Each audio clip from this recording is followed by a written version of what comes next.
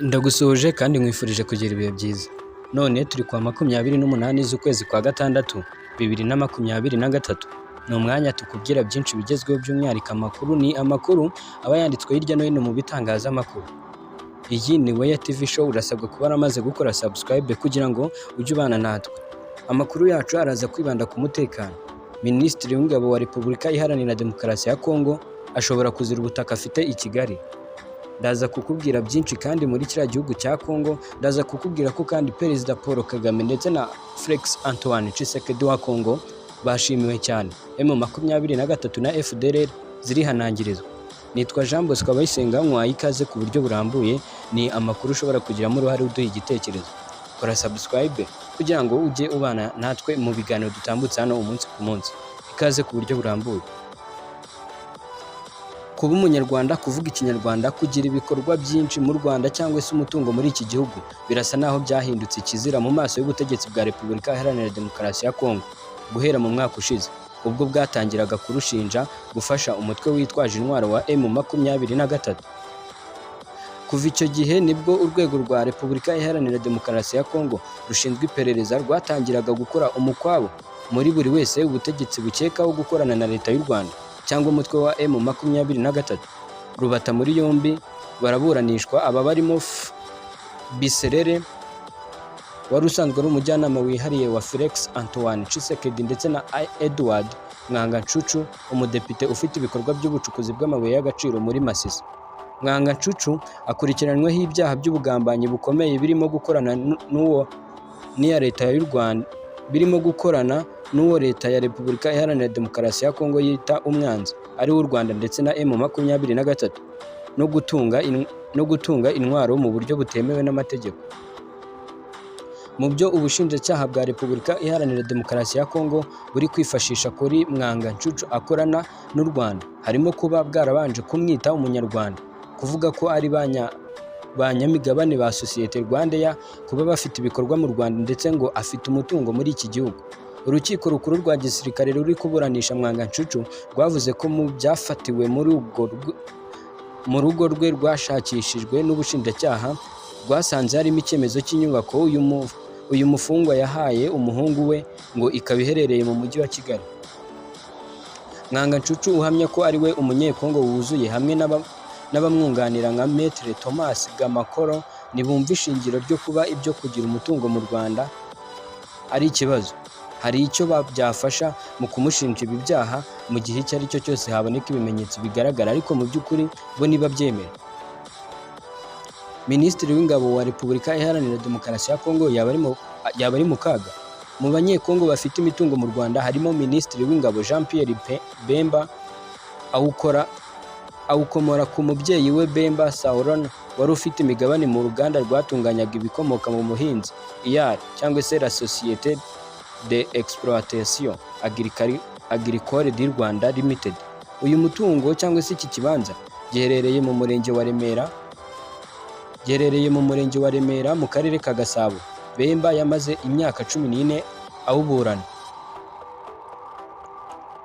Wamweguriwe mu mwaka w'ibihumbi 2021 nyuma y'ubuhuza bwabaye bidasabye gutegereza urukiko rw'ikirenga rwababuranishaga urubanza rw'abanyamigabane b'uru ruganda bemeye gutanga ubu butaka.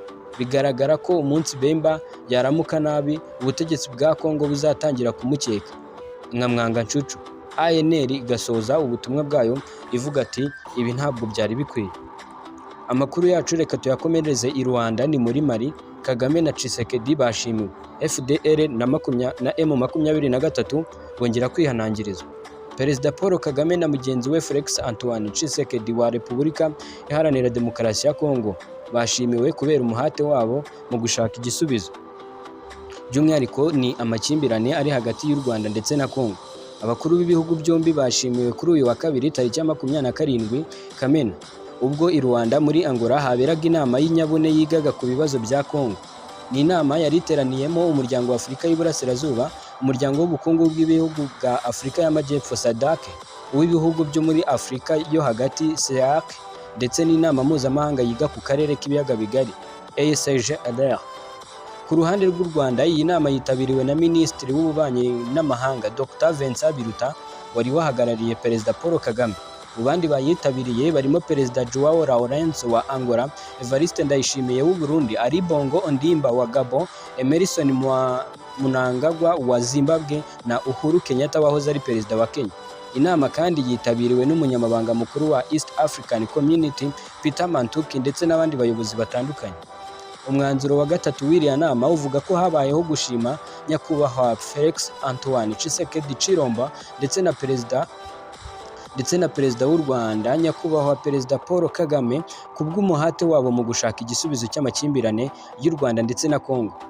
Kigali na Kinshasa bamaze umwaka urenga barebana y'ingwe bitewe n'ibirego buri ruhande rushyira ku kindi gihugu. Ni ibirego bishingiye ku mitwe ya M23 ndetse na Fdrl. Buri gihugu gishinja ikindi guha ubufasha mu rwego rwo guhungabanya umutekano. Inama y'inyabune yateraniye i Luanda kuwa kabiri yongeye kwihanangiriza iyi mitwe yombi isabwa guhagarika ibikorwa byayo. Umwanzuro wa karindwi uri mu irenga rya 20 yafatiwe muri iriya nama uvuga ko abayitabiriye bahangayikishijwe n'umutekano muke ndetse n'ibikorwa bishyira mu kaga abaturage bakomeje kwiyongera. Imitwe ya M23 FDLR ndetse na IDF iri mu yashinjwe gutuma ibi byose biba, by'umwihariko umutekano mukeya mu bihugu birimo Kongo, Uganda ndetse n'u Rwanda. Umwanzuro ukomeza ugira ati ni muri urwo rwego dusaba imitwe yose gusubira inyuma nta mananiza, by'umwihariko M23 IDF ndetse na FDLR. M23 by'umwihariko yanenzwe kuba yaranze kuva mu duce twose yari yarafashe nk'uko yabisabwe n'inama y'abakuru b'ibihugu yateraniye i Rwanda mu Gushyingo 2022. Ni mu gihe uyu mutwe umaze igihe utangaza ko wubahirije ibyo wasabwe gukora, ahubwo ugashinja Kinshasa kureba ngaye ibyo yasabwe. Kuri ubu hari gahunda y'uko abarwanyi b'uyu mutwe bagomba guhurizwa hamwe bakamburwa intwaro mbere yo gusubizwa mu buzima busanzwe. Ni gahunda cyakora uyu mutwe uvuga ko utarebwa nayo mu gihe cyose leta ya Kongo izaba yanze ko bajya mu mishyikirano. Iyi nama nk'uko nabikubwiye yabereye mu gihugu cya Angola, ni mu murwa mukuru i Luanda.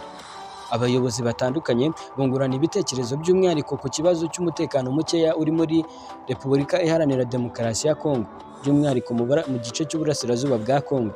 Umutekano mukeya igihugu cya Kongo kivuga ko uterwa na M23, kikavuga ko by'umwihariko uyu mutwe wa M23 uterwa inkunga ikomeye n'u Rwanda, yaba mu bya gisirikare ndetse n'ibindi bitandukanye. Igihugu cy'u Rwanda nacyo kandi kigaragaza ko ibibazo by'umutekano biri muri Repubulika Iharanira Demokarasi ya Kongo nta na hamwe bihuriye n'u Rwanda, ndetse ko igihugu cya Kongo ubwacyo gikwiye gufata umwanzuro kigashaka igisubizo hakiri kare. Ibitari ibyo kizisanga mu makimbirane ndetse kizashyira abaturage bacyo mu kaga. Iyi ni Weya TV show, nitwa Jean Bosco Abayisenga. Ni amakuru twaguteguriye buri munsi, buri kanya tuba turi gutegura amakuru meza kugira ngo akugereho kandi ku gihe. Ni amakuru tuba twasomye hirya no hino mu bitangazamakuru, ayo uyu munsi twayasomye ku kinyamakuru bwiza.com. Ndagushimiye.